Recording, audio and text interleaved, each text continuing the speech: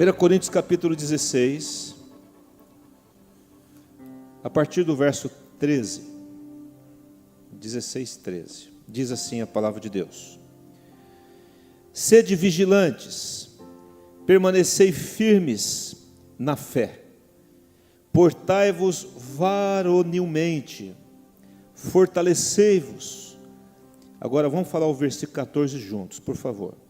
Todos os vossos atos sejam feitos com amor. Vamos falar na primeira pessoa? Todos os meus atos sejam feitos com amor. Versículo 24. O meu amor seja com todos vós em Cristo Jesus. Obrigado, Pai, pela tua palavra.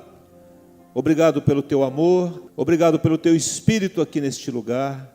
Obrigado porque o Senhor é o Deus que nos guarda e protege. Agora fala conosco. Diga assim, igreja, comigo: Senhor Jesus, fala ao meu coração. Toca na minha vida através da tua palavra, em nome de Jesus. Amém? Queridos, quando Paulo escreve essa carta à igreja de Corinto, a igreja de Corinto, ela foi fundada na segunda viagem missionária de Paulo. E Corinto fica ali muito próximo da Grécia, de Atenas. E ela sofreu um monte de influência da cultura e da religião ateniense. E isso trouxe para essa igreja uma dificuldade muito grande. Por quê? Porque havia uma estátua, havia uma divindade lá chamada Afrodite. Essa Afrodite, ela muda de nome em alguns lugares, mas a marca desse espírito maligno e dessa deusa pagã é que a imoralidade deveria e era praticada de uma forma tão libertina e tão fora de qualquer prerrogativa que a gente possa imaginar. Então, era a deusa do amor licencioso, do amor puramente carnal, humano, emocional e nada mais do que isso. No entanto, havia ali na porta desse templo dessa deusa, milhares de mulheres que eram chamadas de prostitutas cultuais, onde as pessoas iam ali para ter relação com essas mulheres, para ter alguma graça daquela divindade. Ao ponto dos pais, quando a menina chegava na idade da puberdade, os pais levavam essas garotas a esse templo para que elas pudessem ter uma relação com um homem lá qualquer, para que dessa forma a família pudesse ser abençoada, porque aquele ato estava sendo dedicado àquela deusa. Era uma coisa terrível. E em alguns aspectos é isso que nós estamos vivendo hoje, né? De uma forma diferente, mas o espírito é o mesmo. Então o céu daquele lugar, ele era totalmente dominado por esse espírito de licenciosidade, de imoralidade, de corrupção, onde esse espírito danificava as famílias, danificava as crianças, adolescentes e jovens, e eles nasciam marcados, dedicados e consagrados a essa divindade. E aí a igreja de Jesus chega naquele lugar. Então aquele amor propagado, que era um amor oferecido a um demônio, a uma entidade maligna, a uma deusa de prazeres. Aí Paulo chega nessa cidade para plantar uma igreja, ele planta a igreja cristã ali, mas aí ele começa a falar de um outro tipo de amor, não do amor eros, carnal, licencioso, onde você aproveita da pessoa, e retira dela e rouba dela tudo aquilo que ela pode dar, depois joga fora, mas um amor doador, um amor santo, onde ele começa a falar de santidade, de pureza, de cuidado um pelo outro, de um amor onde a pessoa quer o bem da outra, de um amor onde eu divido aquilo que eu tenho e não quero aquilo que você tem. Amém, não?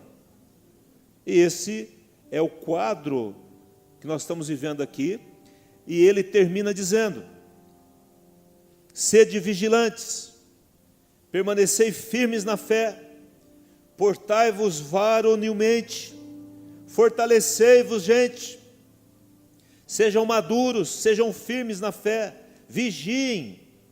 E aí ele fala no versículo 14: todos os vossos atos sejam feitos com amor. Ou seja, tudo que você for fazer, se não tiver amor, não faça, porque não vai resolver o problema. Fazer por fazer, fazer por obrigação, fazer para roubar alguma coisa de alguém, fazer porque todo mundo faz. Ele está falando, não, agora a perspectiva é uma outra perspectiva.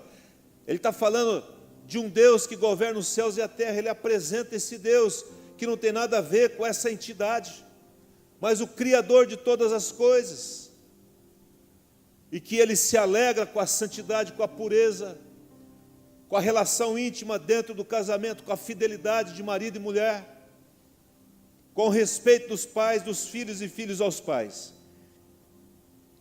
E ele termina no versículo 24, último versículo da carta, ele fala: o meu amor, que é esse amor que eu estou falando, seja com todos vós em Cristo Jesus. Ele está dando aqui para nós algo maravilhoso nesse momento. Inclusive nessa carta de 1 Coríntios, você não precisa abrir, mas eu vou ler aqui uma parte, no capítulo 13, muito conhecido sobre o amor. Ele fala de que há um caminho sobremodo excelente. Foi o título da mensagem que eu escrevi aí no boletim. Se você não leu, né? Procure ler. Um caminho sobremodo excelente, porque esse caminho é um valor do reino de Deus e é uma coluna do reino de Deus aqui na terra e no reino de Deus celestial. E aí ele fala em 1 Coríntios, ele fala assim: o amor, falando das características do amor, que não é mais um amor que tira, arranca alguma coisa de alguém, que não é prazer somente. Ele fala: o amor é paciente, o amor é benigno, o amor não arde em ciúmes, o amor não se ufana, o amor não se ensoberbece, o amor não se conduz inconvenientemente, o amor não procura os seus interesses, mas procura o interesse do outro, o que é bom para você. O amor não se alegra com a injustiça, regozija-se com a verdade. O amor não se exaspera e não se ressente do mal. E ele fala assim: o amor jamais acaba, porque este amor que vocês estão vivendo aí em Corinto é um amor que acaba, é um amor que não perdura, é um amor temporário, é um amor de uma noitada e que no outro dia só vem frustração, é o amor que suga tudo que o outro tem, mas não dá nada para ele. Ele está falando agora de um amor onde essas características fazem parte deste amor e que nós queremos viver esse amor, e esse amor está aqui no nosso meio através do Espírito Santo. Você crê nisso? Amém? Não? Ele escrevendo também à igreja de Roma, lá os Romanos, capítulo 13, verso 8 e 10, ele fala assim: o amor não pratica o mal contra o próximo, de forma que o cumprimento da lei é o amor. Então ele está dizendo: se amor, eu quero o teu bem, eu não quero o teu mal. Mesmo que você deseje o meu mal, eu desejo o bem para você. Querido, essa é a nossa arma. É a arma que vence todas as coisas, é o amor. Jesus veio no mundo para inaugurar um novo momento na história da humanidade. Por isso que ele divide a história. Jesus é o centro de todas as coisas. Ele é o Senhor. Tudo reside nele. Tudo veio dele, tudo volta para ele. Não há como nós tirarmos Jesus do lugar onde ele está, se removermos um pouquinho para lá ou para cá. Nós perdemos o cristianismo, ele não existe mais. Ele é o centro de todas as coisas. Queridos, dentro dessa situação da igreja, da cidade de Corinto, essas coisas começaram a entrar dentro da igreja.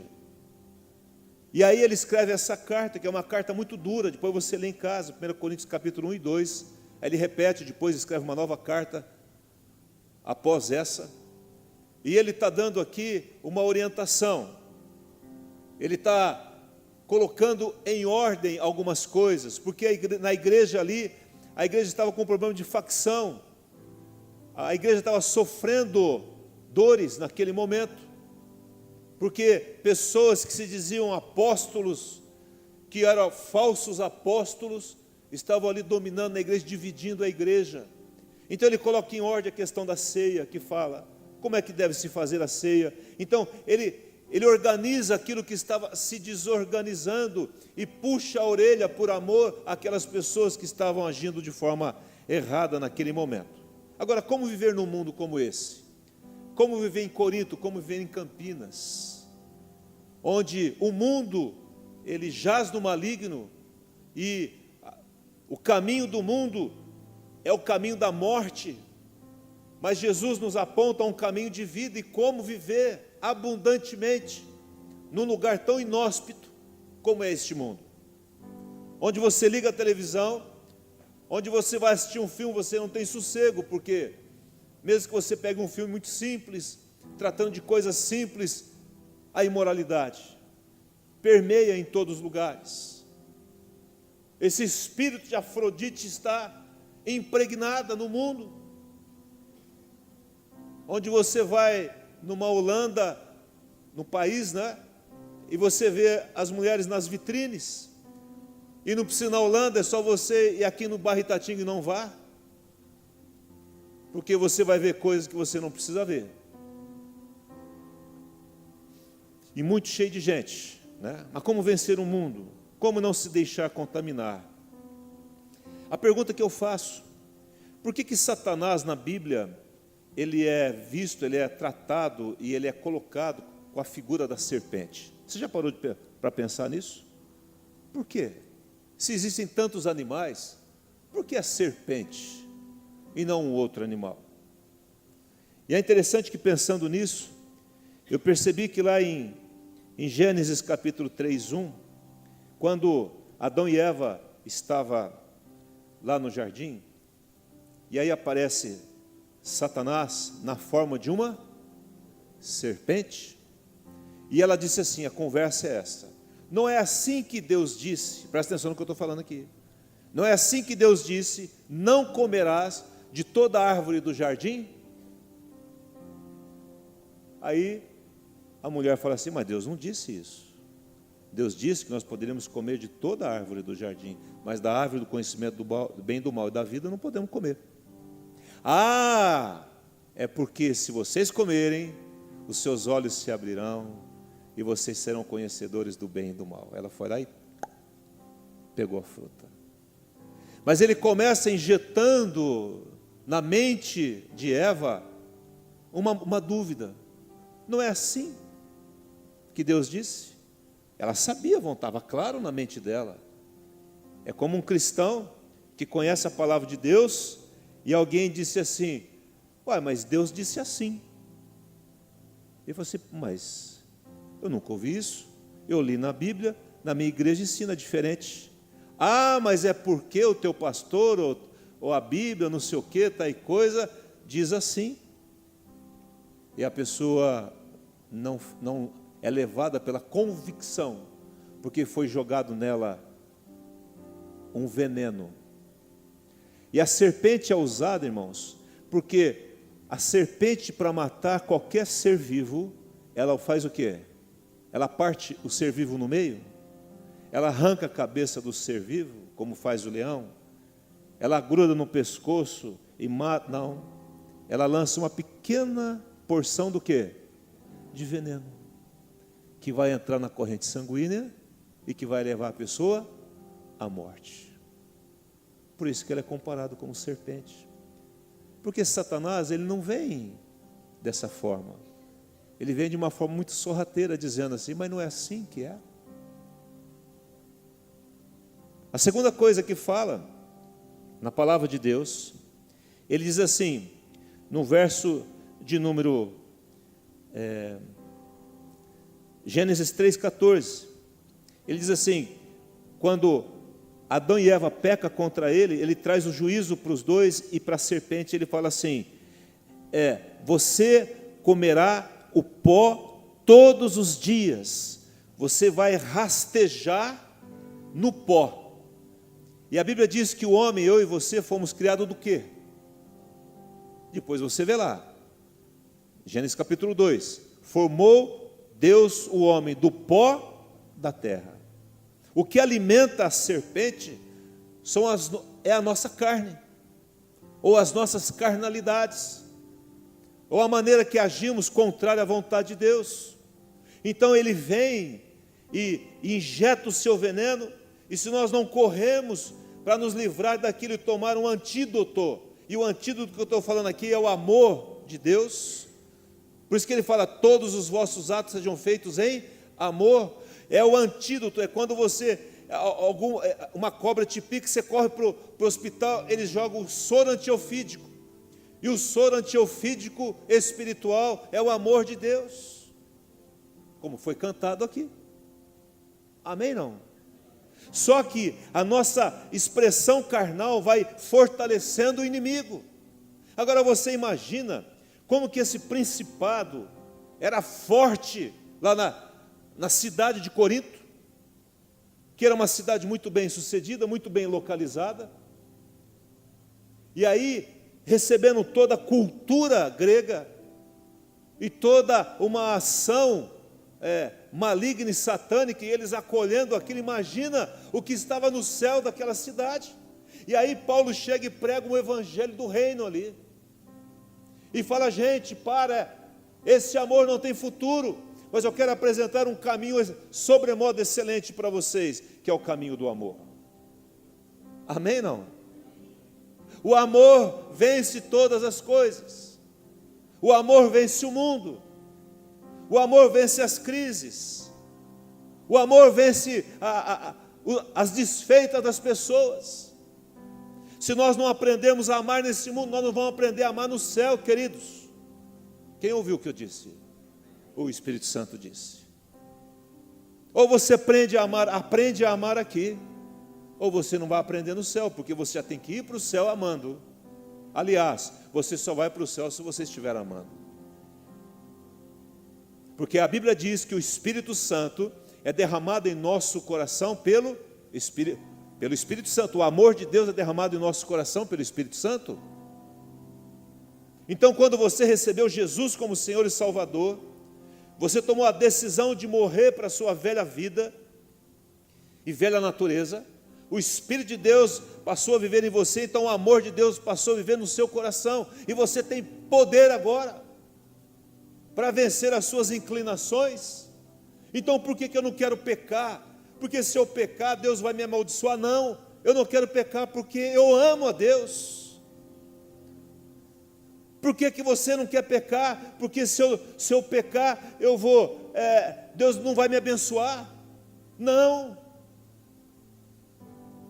eu não vou pecar, sabe por quê? Porque eu amo a Jesus.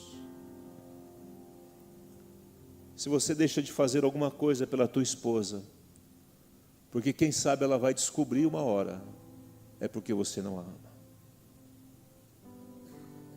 Eu não faço porque eu amo a minha esposa.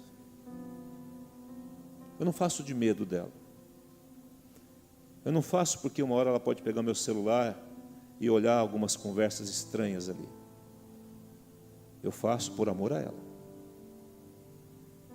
Mas em primeiro lugar, por amor ao meu Deus, que sabe tudo o que acontece, quando eu estou sozinho ou não. Quando eu estou no meu quarto com meu celular, ou quando eu estou assistindo alguma coisa. Mas isso, irmãos, está impregnado. E que Deus nos ajude nisso. O antídoto, diga assim, o antídoto é o amor. Agora, o que é o amor? Diz a Bíblia que o amor é uma pessoa. Diga assim comigo, o amor é uma pessoa. O amor é Jesus. Amém, não? É Ele que veio para mostrar o grande amor do Pai por nós. Ele viveu esse amor e morreu por Ele. Ressuscitou por Ele. E enviou o seu Espírito porque Ele nos amou. E o Espírito de amor está aqui. Amor não é fazer todas as nossas vontades. Se você dá tudo para o seu filho, cuidado, que isso não é amor. Eu estava olhando na minha vida pessoal, eu não tive tudo que eu queria ter. Eu tive o que eu precisava ter. Amém, não? E muitas vezes a minha querida mãe, ela disse não para mim. E eu fiquei com raiva dela. Quem já teve raiva de pai e mãe aqui? Levanta a mão. Pode levantar a mão, você teve. Porque você quis sair, não deixou. Você quis fazer alguma coisa, ele falou não. Não te dou isso, não te dou aquilo, né? E a gente fica com raiva. Quem aqui na adolescência quis sair de casa, fala assim, eu vou embora dessa casa, não aguento mais essa casa. Né? Quem aqui já disse assim, mãe, também não te amo mais, né? Quem já falou isso, né? Na hora da raiva. Amar não é ter tudo o que eu pedi. Amar não é concordar com tudo que eu falo. Ela tem que concordar com ele. Porque senão, isso não é amor. Amém, não? O amor, queridos, é correção, é disciplina. Mas o amor também é carinho e é afeto. Amém, não? Mas nós temos um pouquinho de dificuldade de entender que amor também é correção. A minha mãezinha querida tinha lá, quem lembra do ferro antigo? Você tinha uma tomada nele e uma tomada que você colocava na tomada de energia. Então você tirava, colocava o fio de ferro num prego. E o fio de ferro cantou várias vezes aqui, ó. Trá! Eu vou embora de casa. Fala, vai. Mas aqui, a senhora não pode fazer isso comigo. Opa, quem paga as tuas contas? É eu, não é eu? Então aqui, minha casa, minhas regras. Se não, pega o rumo. Vai se sustentar. Amém, não? Só que os filhos de hoje, a gente fica, não pode falar assim com ele, porque sabe o que é? Vai ficar depressivo. Não fala assim com ele, não trata ele assim, irmãos. Se eu for ver na psicologia moderna, eu tinha tudo para ser um cara estragado na vida. Porque o que eu fiz de errado, o que eu apanhei, mas estou vivo aqui, feliz da vida, inteiro. E você está aqui. Ninguém facilitou para mim não, irmãos. Por isso eu cresci em Deus. Por isso que eu tive que ter a minha experiência com Jesus pessoal. Por isso que eu tive que falar assim, muito obrigado pela minha mãe. Porque ela me ajudou a crescer. Porque ela não me deu tudo o que eu queria ter. Amém, não? O dia que eu comprei um quichute, irmãos, parecia que eu estava indo para o céu. Porque todos meus amigos tinham quichute, eu não tinha quichute. Andava de botina com sola de pneu de caminhão. Um dia o prego saiu para dentro da botina assim. Eu falei, mãe, acho que tem um prego aqui na minha botina. Ela falou assim, cuidado para não rasgar a meia. Podia morrer de tétano, mas a meia não podia rasgar. Irmãos, e amo minha mãe. Eu tenho que fazer isso para o menino porque ele não vai me amar. Deixa ele com Deus. Amor é disciplina, é correção, porque Deus disciplina o filho que ama. Se você não é disciplinado por Deus, então você não é filho de Deus. É bastardo, é filho do outro. Amém, não? Mas eu quero falar nessa noite sobre um grande valor aqui. Nós estamos falando sobre os valores do reino de Deus. Esse é o tema desses últimos dias aqui do ano. E eu quero falar algo que para mim é central no reino de Deus. É central aqui na terra e ele vai continuar na eternidade, porque isso que eu vou falar não é apenas uma palavra, é uma pessoa também. Amém, não? Abra comigo a sua Bíblia, capítulo 5 aqui de 1 Coríntios. Você já está em 1 Coríntios, né? Capítulo 5, no verso de número 6. Quem está comigo aí, diga amém. Diz assim, posso ler? Vê comigo o versículo 1, antes do 6.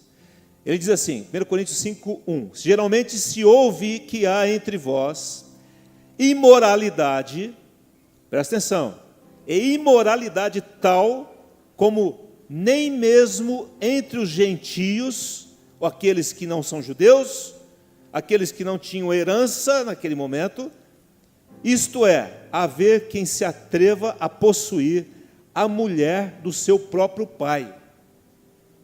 Olha aqui, irmãos, o que está acontecendo nessa igreja, esse espírito de licenciosidade, de imoralidade, era tão forte naquela cidade, que ele entrou dentro da igreja, e aí o filho teve relação íntima com a mãe,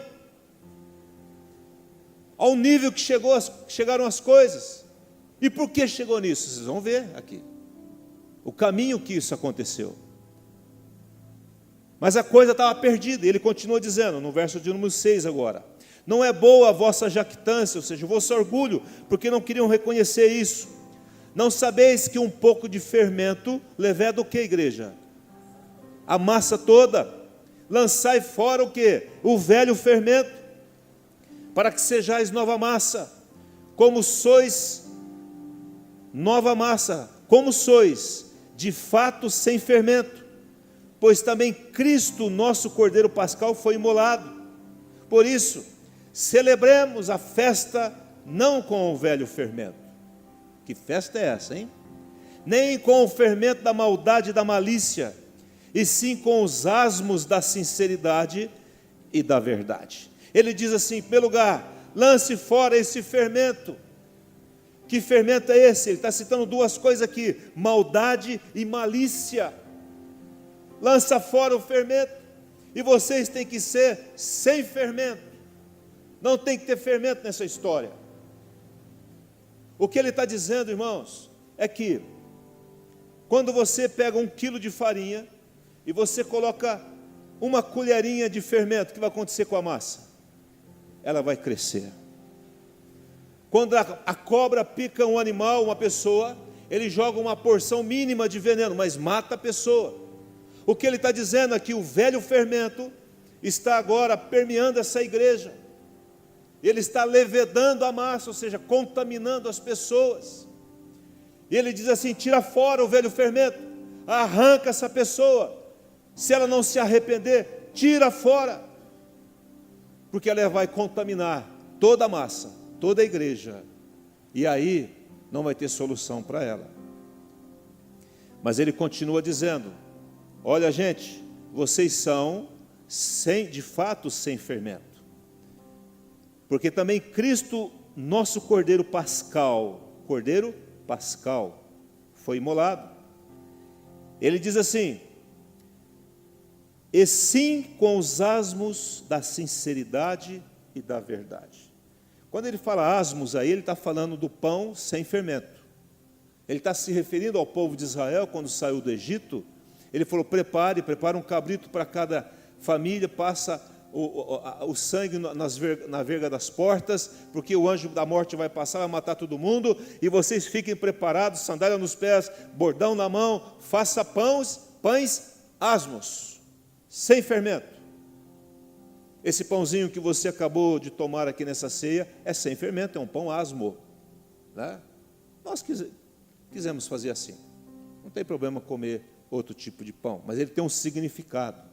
Ele está dizendo que Satanás, ele vagarosamente, ele vai penetrando nas entranhas da nossa vida, ele lança algo na nossa mente, como lançou na mente de Eva, e ela caiu ali no conto do inimigo, e aí ela estragou todo um plano de Deus. E aí Jesus tem que vir para recuperar aquilo que Adão e Eva havia entregado nas mãos de Satanás. Então ele está dizendo, lembre-se lá, quando vocês saíram do Egito, vocês comeram pães asmos. E ele fala, Cristo, o nosso Cordeiro, o quê? Pascal. Ele está se referindo que aquilo que eles comeram, aquele cordeiro que eles comeram, significava o Cristo que iria morrer para solucionar esse problema de contaminação. Então, como viver nesse mundo? Então ele está dizendo aqui duas coisas. Os asmos ou seja, o pão sem fermento da sinceridade e da verdade. E eu digo para vocês que esse elemento central que deve estar na nossa vida, que esse pilar, essa coluna que deve existir no nosso relacionamento, presta atenção aqui, no meu relacionamento com você e com Deus, e sem isso, o nosso relacionamento, ele está comprometido. Se não houver isso, que chama-se verdade.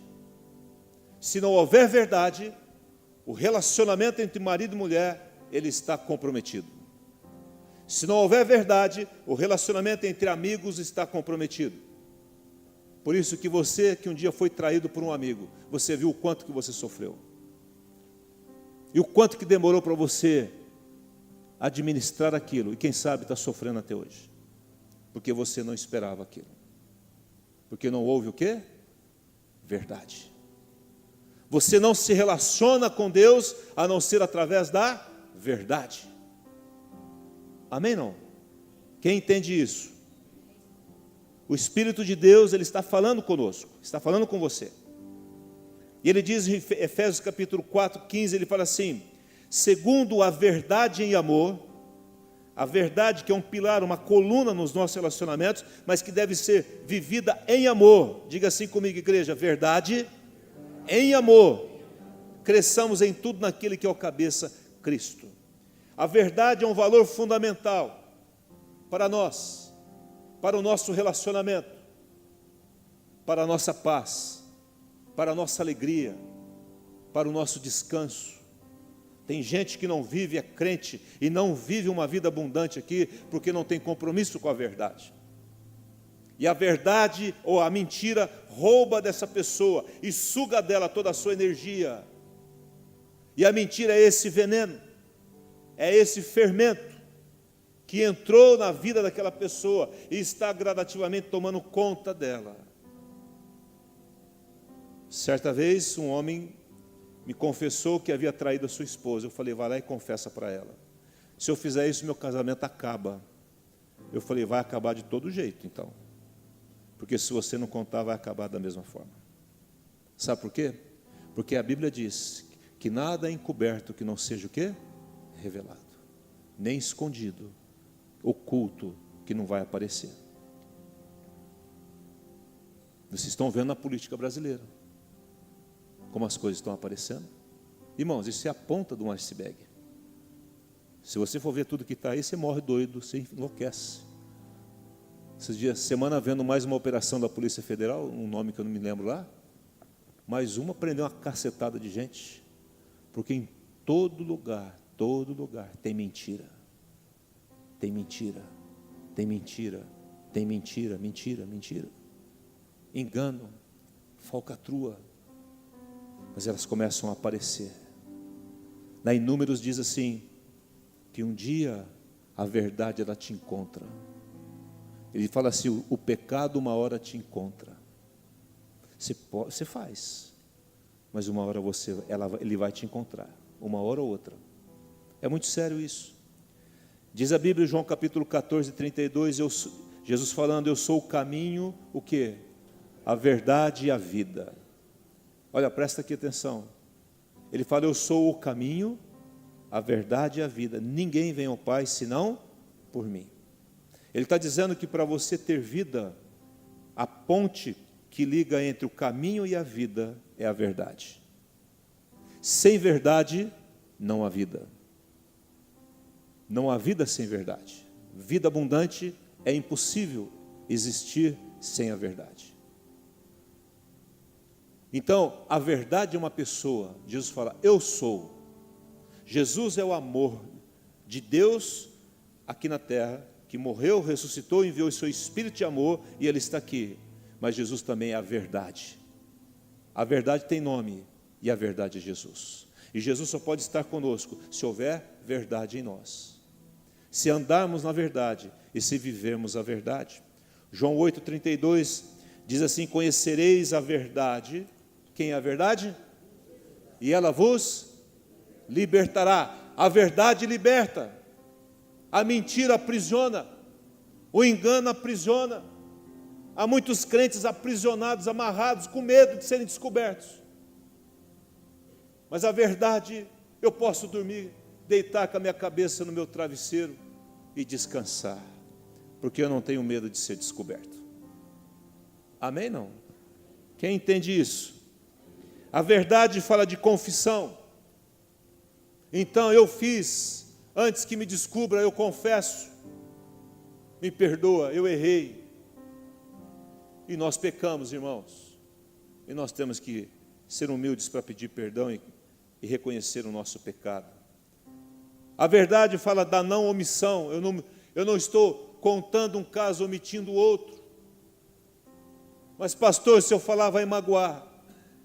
Mas a Bíblia diz que leais são as feridas feitas por aquele que ama, e quem ama fala a verdade. Mas tem que falar a verdade em amor. Verdade em amor. Não é a verdade, ela não é dura, irmãos, quando ela é dita em amor. Eu te amo tanto que eu vou falar a verdade para você. Quando a gente mente para alguém, é falta de amor. Estou faltando com a verdade. E entra o veneno. Entra que vai no pão o fermento. E se nós não cuidarmos, esse fermento vai levedar a massa e vai nos distanciar de Deus. No capítulo 44 aí de João 8, onde ele fala que conhecereis a verdade vos libertará, ele fala sobre o diabo, que falando que ele é homicida desde o início, e nele não há verdade, porque ele é o pai da mentira. Jesus governa a verdade, Satanás é o pai da mentira, ele governa a mentira, ele administra a mentira, mas Jesus administra a verdade. Nós vamos ficar do lado de quem? E às vezes é duro, irmãos, você chegar e confessar. Sabe como que uma das coisas que me ajudou a parar de mentir? Porque quem já mentiu aqui alguma vez? Uma vez na vida, levanta a mão.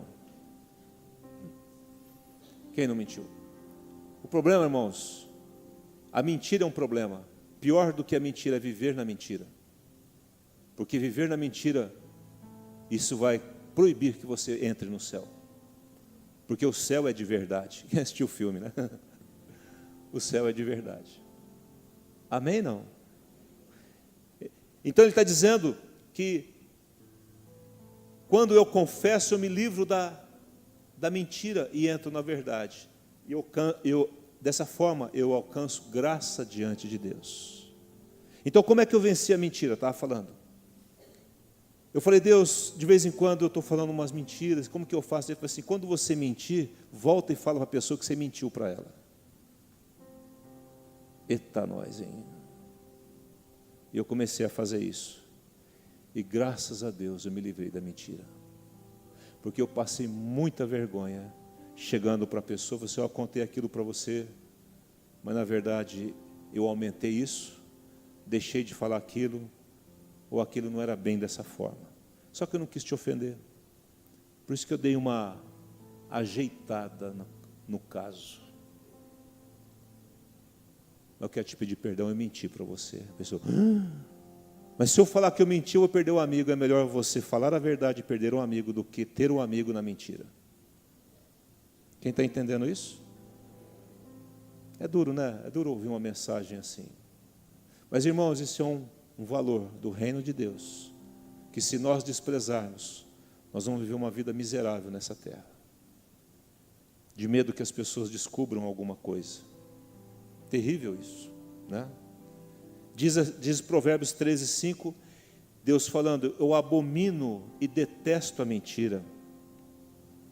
Provérbios 38 diz, afasta de mim, né? Salomão falando, afasta de mim a falsidade e a mentira, Senhor, afasta de mim, por favor. Apocalipse 22:15, 21:8 fala, fora fica os mentirosos. Deus não se compraz com a mentira. Deus é o nosso Deus de verdade, e Ele não vai estar conosco se nós continuarmos vivendo e falando a mentira. Agora eu quero continuar, e vou encerrar daqui a pouquinho. A verdade, ela pode ser expressa de duas formas. Tá bom, entendi a verdade. Jesus é a verdade, eu tenho que ser verdadeiro. Mas como que essa verdade se expressa? Abra aí comigo 2 Coríntios capítulo 7, um pouquinho para frente aí. Em primeiro lugar, a verdade, no meu entendimento, ela se manifesta de duas formas. Ela se manifesta de forma exterior e de forma interior. Então, 2 Coríntios 7, 4, diz assim: muito grande é a minha o que, igreja? Franqueza. O que mais? Muito grande é a minha franqueza para convosco, e muito me glorio por vossa causa. Sinto-me grandemente confortado e transbordante de júbilo em toda a vossa tribulação. Imagina, está feliz porque o outro está sendo tribulado, mas porque a verdade agora está limpando aquele povo. E quando a verdade vem para fazer a faxina na nossa vida, há tribulação sim. Amém? Não? Mas ele está dizendo: eu estou feliz, eu estou falando com franqueza com vocês. Então, em primeiro lugar, a verdade se manifesta exteriormente quando eu sou franco com as pessoas. E a franqueza não é falta de educação, a franqueza não é agredir as pessoas, a franqueza não é ser duro com as pessoas, a franqueza não é isso que as pessoas pensam por aí. A Bíblia diz que a franqueza é a verdade que é expressa através das minhas atitudes e das minhas palavras. Quando eu falo de franqueza, eu falo de coragem, eu falo de sem ambiguidade, de ser coisas diferentes, duplas, de duplicidade. Fala de ser direto, firme, fala de ser sem rodeios. Infelizmente, nós não gostamos de ouvir a verdade às vezes. Preferimos viver numa fantasia de mentiras. Mas é muito bom a verdade. Quem concorda comigo? A verdade, ela dói em nós quando ela é falada de forma dura, sem compaixão e sem amor. Mas quando você pega uma pessoa e fala assim: olha, Jesus te ama muito e eu te amo, e eu vou falar uma verdade para você. Posso falar? Se você tem coragem de chegar para a sua esposa, para o seu esposo, para os seus filhos, e falar assim: fala para mim o que você pensa de mim. Mas fala. Mas por favor, fale com amor. Senão você vai arrebentar comigo. Só que a gente não faz isso, porque nós fugimos da verdade. Porque nós gostamos, me parece, de viver num mundo paralelo, num mundo de fantasias, no achômetro. Como é bom, irmãos, ouvir a verdade. Nós choramos por causa dela, não porque ela doeu, mas porque ela descobriu quem eu sou. E eu preciso saber quem eu sou. Quantas pessoas eu atendi nesse gabinete, e quando eu falei a verdade, elas se ofenderam, porque eu disse a verdade a elas. Quantas pessoas se defenderam, e quantas pessoas rejeitaram. Eu fico com pena, porque eu não estou com raiva dela, eu estou falando porque eu amo aquela vida, e eu quero o melhor para você. Então, quando você me perguntar sobre alguma coisa, pense duas vezes antes de me perguntar, porque eu vou ser muito franco com você. Irmãos, eu vivi muito tempo na minha vida tentando ser mais... Eu só perdi com isso, irmãos. Eu me lembro uma vez, tinha uma professora de escola bíblica, crianças, e ela estava dando problema com todo mundo. Todo mundo. Nenhum dos professores gostavam dela. E essa pessoa tinha alguns problemas emocionais. Eu falei: meu Deus, como é que eu resolvo isso? Aí, na minha humanidade, chamei a pessoa e falei assim: eu estou vendo que você está muito cansada. E eu queria, por que você não dá um tempo, tal, né? E acho que você está muito atarefado, estou vendo você muito agitado, tal, não sei o quê. Eu falei assim: é verdade, pastor, estou cansado. Acho que nem estava, mas ela achou que estava, porque eu falei. E ela deixou a área e outra pessoa assumiu, logicamente foi muito melhor. Mas um dia isso pesou no meu espírito. E a conversa era assim: você não pode pegar pesado com ela, porque pegar pesado é a franqueza sem amor, amém? Você não pode pegar pesado, porque a pessoa já tem problema, ela vai desequilibrar. Aí passaram-se os anos, um dia, eu me lembrei disso, conversando com ela, falei assim, deixa eu falar algo para você, eu vou falar a verdade. Foi quando eu decidi ser franco, com amor. Falar a verdade com amor. Falei, sabe quando eu pedi para você sair lá? Ah, lembro, é. Sabe por que eu pedi? Porque as professoras não suportavam mais você. E eu fiz toda aquele ajeitação. Ela virou para mim, olhou e falou assim, você devia ter falado a verdade para mim. Irmãos, eu queria sumir. Eu queria virar um foguete Apolo 10. Apolo 10 é muito velho, né? Eu estou na época do Apolo 10 ainda. Eu queria sumir para a Lua, para Marte, para Vênus, alguma coisa aí, sumir e não voltar mais. O Espírito Santo falou assim, está vendo? Quando você fala a verdade, eu estou com você. Mas quando você começa a ajeitar as coisas... É certo, irmãos? O que eu disse? Vocês estão falando fraquinho? É certo, irmãos, o que eu disse? Isso. É certo que isso tem que ser feito de forma, na hora certa e da maneira certa. Amém, não? Porque tem hora que não dá para falar a verdade. Imagina se o teu marido não está dando atenção para as crianças, a seleção brasileira está no último jogo, ganhando de 3-0, e você fala, bem, eu preciso falar uma verdade para você. Não vai dar certo, né, Marcão? Tem hora para tudo, não tem, não? Ou a mulher está naquelas estações estranhas que elas passam, né? Soa no frio, tem calor no frio e tem frio no calor. Parece que a temperatura está descontrolada, né? E você chega para ela e fala assim, bem, vamos conversar, quero falar uma verdade para você, o que você vai ouvir? Os homens sabem que eles vão ouvir. Porque não é hora. Eu tenho que saber a hora de falar e a maneira de falar. Irmãos, Deus vai te dar sabedoria para ser franco. Seja franco. Seja franco. Fale a verdade. Fale a verdade com amor, mas fale. É em nome de Jesus. Senão você vai estar danificando as pessoas, estragando as pessoas. Receba a verdade na sua vida como um agente de Deus para mandar embora todo o veneno e toda artimanha do inimigo na sua vida, todo o fermento maligno que está querendo entrar aí dentro. Amém, não? Quero te dar um exemplo. Gálatas capítulo 2, não precisa abrir, eu vou ler para você. Eu vou te dar um exemplo de franqueza. Diz assim na palavra de Deus, 2:11, quando Cefas veio a Antioquia, aqui Paulo escrevendo à igreja da Galácia, quando Cefas, que era Pedro, veio a Antioquia, resisti-lhe face a face, porque se tornara repreensível. E também os demais judeus dissuadiam com ele, a ponto de o próprio Barnabé ter se deixado levar pela dissimulação deles. Quando, porém, Paulo escrevendo, vi que não procediam corretamente segundo a verdade do Evangelho, disse a Pedro, a Cefas, na presença de todos, se tu, sendo judeus, vive como gentio e não como judeu, por que obrigas os gentios a viverem como judeus? Agora olha para mim, eu vou explicar isso para você.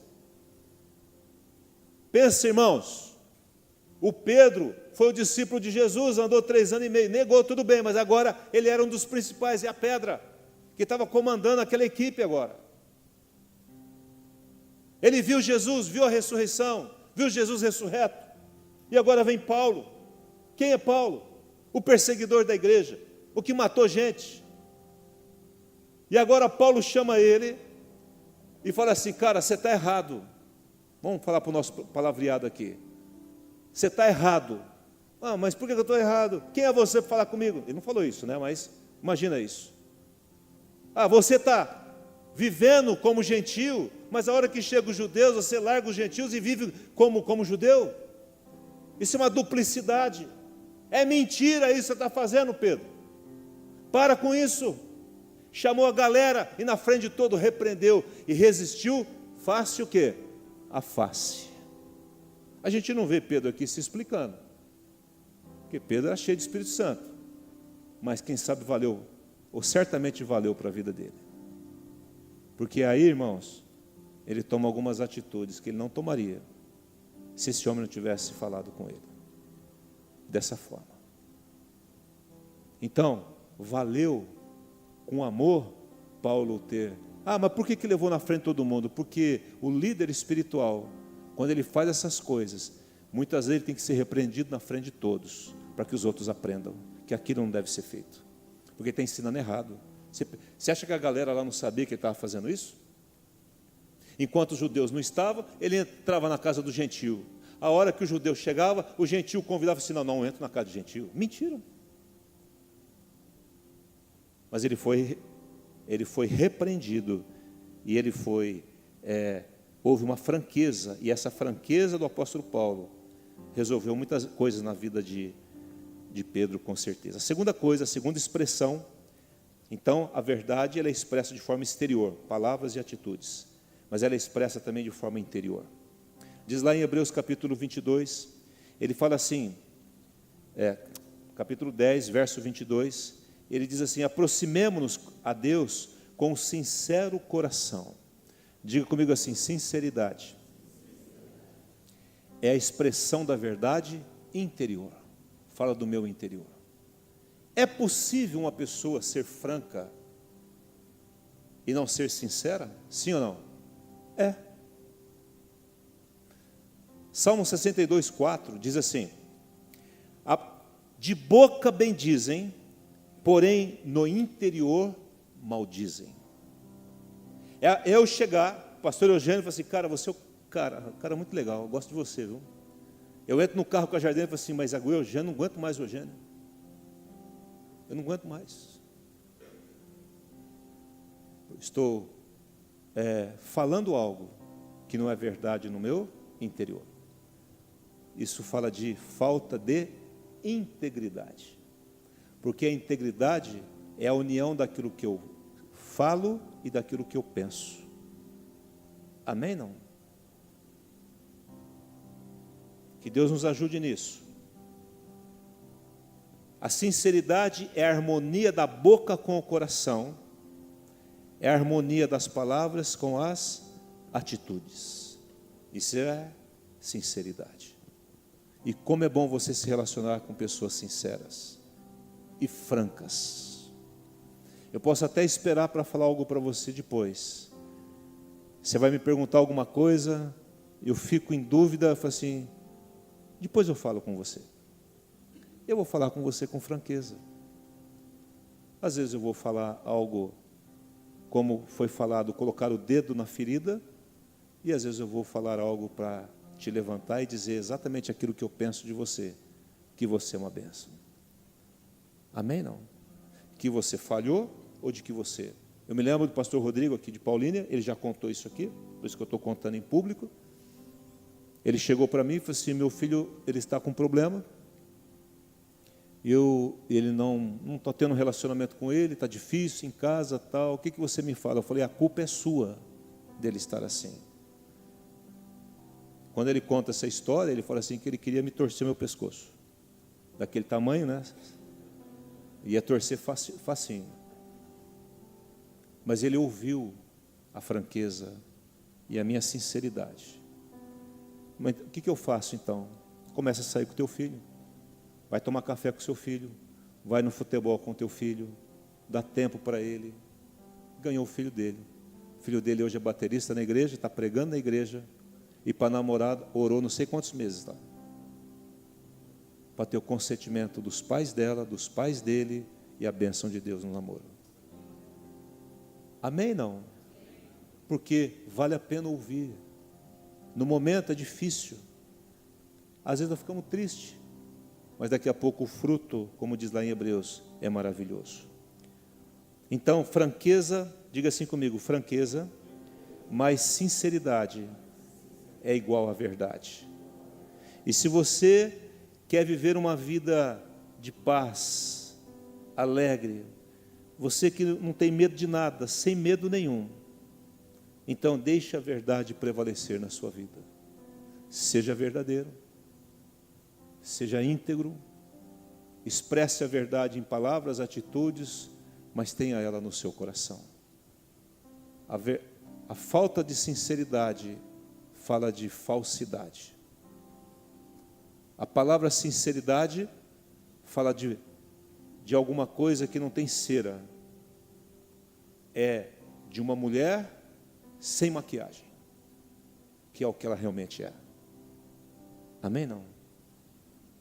O marido que fala assim: meu bem, quando você acordar, se fique maquiada de manhã até a noite, é porque ele não está gostando da verdade, porque a verdade é aquela. Amém? Não? Eu digo que o casamento você sabe no dia seguinte. Casou, festa, perfume, noite de lua de mel. Aí acorda no outro dia e ela fala: bom dia, meu bem. Você fala: meu Deus, essa mulher comeu alguma coisa estragada. Mas essa é a verdade. É assim que é. E ela faz bem a nós. Vamos ficar em pé, vamos orar em nome de Jesus. A verdade é uma bênção. Deus ama a verdade. E ela nos faz muito bem. Nos nossos relacionamentos, na nossa casa. E por pior que ela seja, fale a verdade. Eu vou magoar, quem sabe, a pessoa que eu tanto que está ao meu lado, mas se eu amo, eu vou falar a verdade.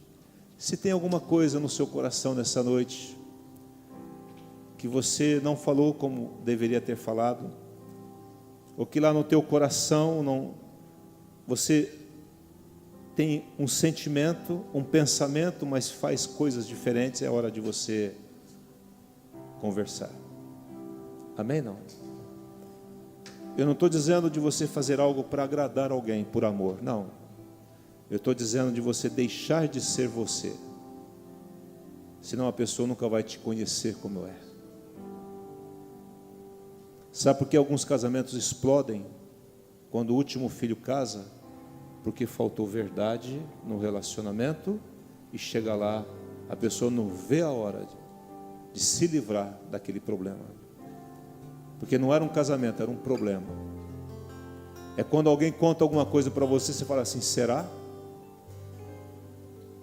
Hoje, quando você recebe uma mensagem no WhatsApp, você acredita no que você está recebendo? Ou você olha e fala assim: será que isso não é fake? Sabe por quê? Por causa de tanta mentira. E tem gente que vive tanto a mentira, que a mentira virou o quê? Verdade. Porque o veneno já está circulando em todo o corpo. Porque a massa já levedou. E aí ela começa a acreditar numa mentira para ter um pouco de sossego. Então, quando alguma coisa, a luzinha vermelha disparar dentro de você, vai lá e arruma isso. E diz: foi mal. O que eu falei não é verdade. Vamos orar. Obrigado, Pai, por essa noite. Obrigado, Espírito Santo, porque tu és o Espírito da verdade.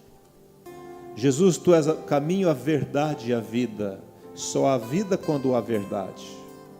Só há relacionamentos sadios quando há verdade, entre marido e mulher, entre pais e filhos, entre amigos, parentes, aqui na igreja, entre pastor e ovelha, ovelha e pastor.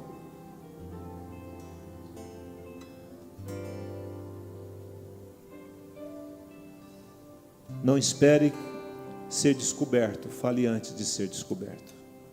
Fale a verdade. Com amor, mas fale. Eu me lembro de um jovem que havia cometido um pecado. E eu pergunto muito francamente, irmãos. Aprendi isso com Jesus. Eu falei: você fez isso? Ele disse: não fiz. Eu falei: eu estou perguntando em nome de Jesus se você fez. Ele disse: eu não fiz. E eu sabia que ele havia feito. Eu falei: tá bom, meu irmão, vamos orar então. Demorou uma semana, ele voltou todo arrebentado. O pastor: eu fiz sim. Eu falei: eu sabia que você havia feito. Mas se arrependa disso. Não minta mais. Não adianta, você não vai ter vida de sossego enquanto você guardar essa mentira dentro de você. Porque Jesus é luz.